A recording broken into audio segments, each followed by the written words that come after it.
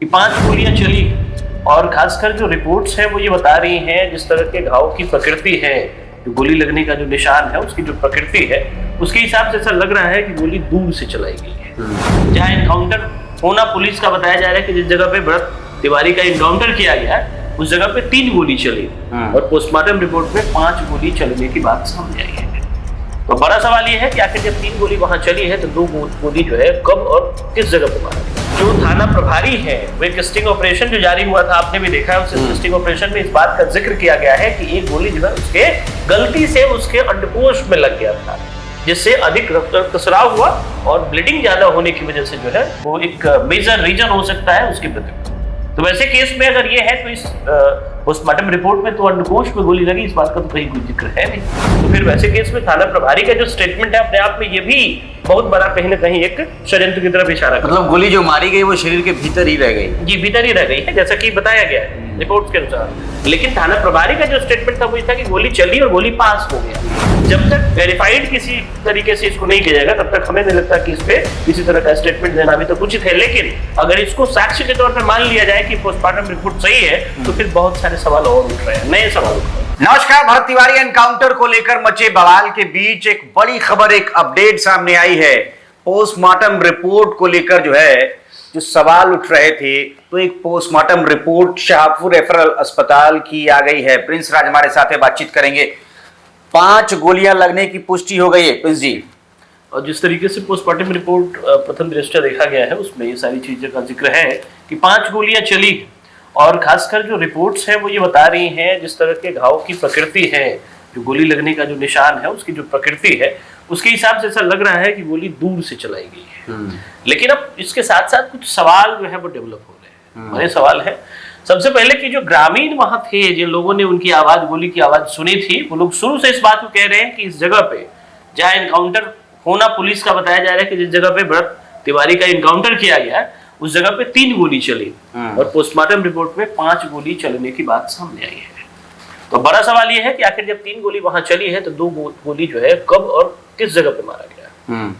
क्योंकि गोली जो भी लगी है उससे ये प्रकृति साफ साफ दिखाई देती है कि वो जांघों में मारी गई है, चाहे वो दाहिना हो या फिर बाया जांघ, ऊपरी हिस्से और मध्य भाग में गोली लगी है। तो वैसे में जो बाकी की 2 गोली है वो कहाँ चलाया गया था, किस जगह पे चलाई गई, किस परिस्थिति में चलाई गई, पहला सवाल तो ये। दूसरा सवाल ये है कि जो थाना प्रभारी है वो एक स्टिंग ऑपरेशन जो जारी हुआ था, आपने भी देखा है, उस स्टिंग ऑपरेशन में इस बात का जिक्र किया गया है कि एक गोली जो है उसके गलती से उसके अंडकोश में लग गया था, जिससे अधिक रक्तस्राव हुआ और ब्लीडिंग ज्यादा होने की वजह से जो है वो एक मेजर रीजन हो सकता है उसकी मृत्यु का। तो वैसे केस में अगर ये है तो इस पोस्टमार्टम रिपोर्ट में तो अंडकोश में गोली लगी, इस बात का तो कहीं कोई जिक्र है नहीं। दूसरी बात है कि ये भी अधूरा रिपोर्ट इसीलिए भी है कि इससे आप किसी भी परिस्थिति में नहीं तय कर सकते हैं कि आखिर मृत्यु किस कारण से हुई, निष्कर्ष पे नहीं पहुंच सकते। तो प्राइमरी रिपोर्ट हमें जैसा लग रहा है कि शायद इसके एक पेज और है जो अभी तक नहीं आ पाया है। क्योंकि जब पोस्टमार्टम रिपोर्ट तैयार होता है तो उसमें जो कंक्लूडिंग स्टेटमेंट्स होते हैं उस कंक्लूडिंग स्टेटमेंट पे ये चीजें तय होती हैं कि आखिर किस कारण से गोली लगी, मतलब मृत्यु किस कारण से हुई है, क्या केवल गोली लगने से हुई है, अधिक ब्लीडिंग होने से हुई है या फिर कोई दूसरा कारण भी है। दूसरी बात कि थाना प्रभारी एक और चीज का जिक्र कर रहे थे उस स्टिंग ऑपरेशन में कि गोली लगी तो गोली वो आउट हो गया बॉडी से, मतलब गोली जो है पास कर गया। लेकिन जो भी निशान अभी तक मिले हैं उसमें केवल एंट्री पॉइंट, जो मतलब बुलेट्स है उसके एंट्री पॉइंट दिख रहे हैं। लेकिन घाव की जो प्रकृति है उसके पास जो मतलब स्कल है, आप समझ सकते हैं, जो गोली चलती है तो उसके बाद एक होल होता है, होल के आसपास जो स्कल होता है, जो स्किन होता है, वो पीछे की तरफ मुड़ी हुई है, अंदर की तरफ मुड़ी हुई है। इसका मतलब है कि गोली वहां से इंटर की है, जब एग्जिट करती होगी तो फिर जो स्कल होगा वो बाहर की तरफ दिखेगा। ऐसा कोई निशान तो मिला नहीं है। तो फिर वैसे केस में थाना प्रभारी का जो स्टेटमेंट है अपने आप में ये भी बहुत बड़ा कहीं ना कहीं एक षड्यंत्र की तरफ इशारा करता है। मतलब गोली जो मारी गई वो शरीर के भीतर ही रह गई। जी, भीतर ही रह गई है जैसा कि बताया गया है रिपोर्ट्स के अनुसार। लेकिन थाना प्रभारी का जो स्टेटमेंट था वो था कि गोली चली और गोली पास हो गया।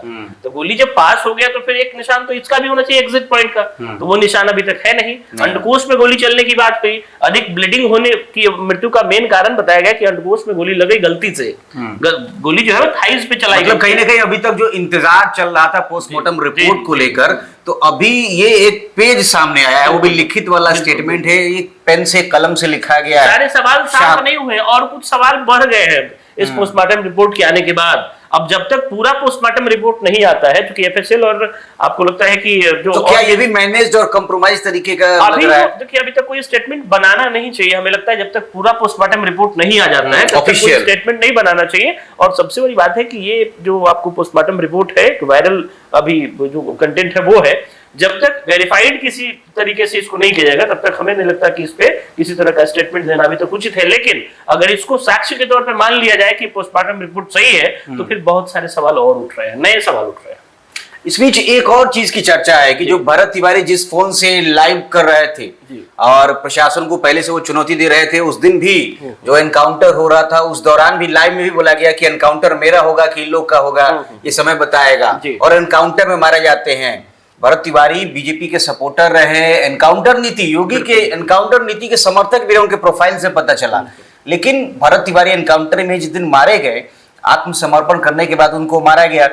और उसमें एक चीज और पता चला कि जिस मोबाइल से वो लाइव कर रहे थे वो मोबाइल पुलिस वालों ने जब्त कर लिया था।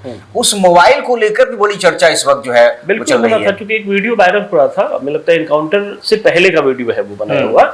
उसमें एक बात है कि अगर पुलिस यानी हो चुकी, भरत तिवारी जो है उनको ये लग रहा था कि पुलिस जो है इनके साथ एनकाउंटर का गेम करेगी।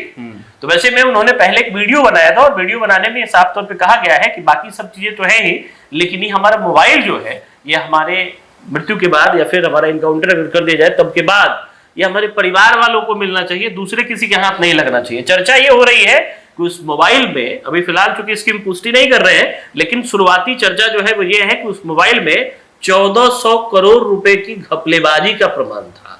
मतलब जो एसडीएम से जो विवाद चल रहा था, और जो विस्थापित हुए हैं लोग जमैनिया गांव के, उनको लेकर जो फंड जारी किए गए थे, सरकारी जो तंत्र की जो जिम्मेदारी थी, उसमें कहीं ना कहीं घपलों के, घोटालों के प्रमाण वो इकट्ठा किए हुए थे। जो प्रमाण इकट्ठा किया था, और मोबाइल जो है उसमें एक बहुत बड़ा भाग था। उस मोबाइल में बहुत सारे वीडियोज हो सकते थे, बहुत सारे प्रमाण हो सकते थे, शायद जिसको भरत तिवारी चाह रहे थे कि किसी दूसरे हाथ में न जाए जबकि मोबाइल नष्ट हो। उसमें एक और बात उन्होंने कही थी कि वीडियो तो हमारे, मतलब ये मोबाइल तो हमारे परिवार को मिले ही मिले, साथ में एक बड़ी चीज ये थी कि बता रहे थे कि देखना ये भी है कि मोबाइल जो है नष्ट ना हो, मोबाइल के साथ कुछ हो ना, इस बात का ही भय था। कहीं ना कहीं उसमें एविडेंस है और मोबाइल कहाँ है ये बहुत बड़ा क्वेश्चन मार्क है अभी भी।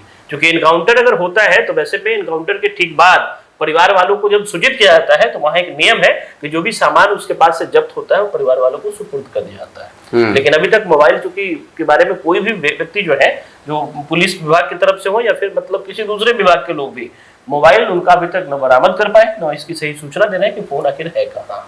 चलिए, तो बड़ी खबर जो है भरत तिवारी एनकाउंटर को लेकर, जिसको कोई भगत सिंह बता रहा है, कोई चंद्रशेखर आजाद, कोई क्रांतिकारी कह रहा है, वहीं जो सरकार में बैठे हुए लोग हैं, कहीं ना कहीं सियासत भी धधकी है इसको लेकर। सरकार में बैठे हुए लोगों को भी कुछ समझ में नहीं आ रहा है कि किसका पक्ष लेना है, क्या बोलना है। कुछ लोग कह रहे हैं कि भाई कोई पुलिस पे गोली चलाएगा तो पुलिस भी जवाबी कार्रवाई करेगी, और सिस्टम और तंत्र जो है वो अपना काम कर रहा है, न्यायिक जांच भी बैठ चुकी है। इसी बीच जो पोस्टमार्टम रिपोर्ट को लेकर चर्चा थी, उसको लेकर एक बड़ी खबर आ गई है कि 5 गोलियां जो हैं लगी थी भरत तिवारी के शरीर में, 5 गोलियों का प्रवेश हुआ था एनकाउंटर के दिन। इस बात की पुष्टि हो गई है।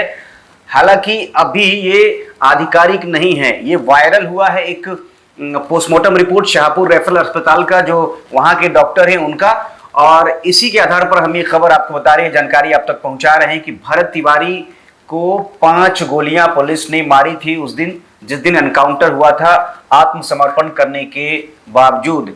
बाकी एक उनके मोबाइल को लेकर भी चर्चा है, उस पर भी हमने बात की है कि भाई भ्रष्टाचार के क्या सबूत इकट्ठा करके अपने मोबाइल में भरत तिवारी इस दुनिया से विदा हो गए हैं। और क्योंकि उनके जाने के बाद जो जिस तरीके की चीजें हो रही हैं, बवाल मचा हुआ है, क्रांति की पटकथा लिखी जा रही है और लोग सिस्टम और सरकार से लगातार सवाल पूछ रहे हैं, तो ऐसे में जिस भ्रष्टाचार को लेकर, जिन चीजों को लेकर, जन समस्याओं को लेकर भरत तिवारी लड़ाई लड़ रहे थे, उसको भी देखना होगा कि क्या उस गांव में जो विस्थापित लोग थे, बिलौटी में जो जवनिया के विस्थापित लोग थे, उनके पास सरकारी तंत्र का जो व्यवस्था है उसको पहुंचाने के लिए जो मांग उठी थी, क्या वो मांग पूरी होती है भरत तिवारी की या नहीं, इस पर भी सबकी नजरें बनी रहेंगी।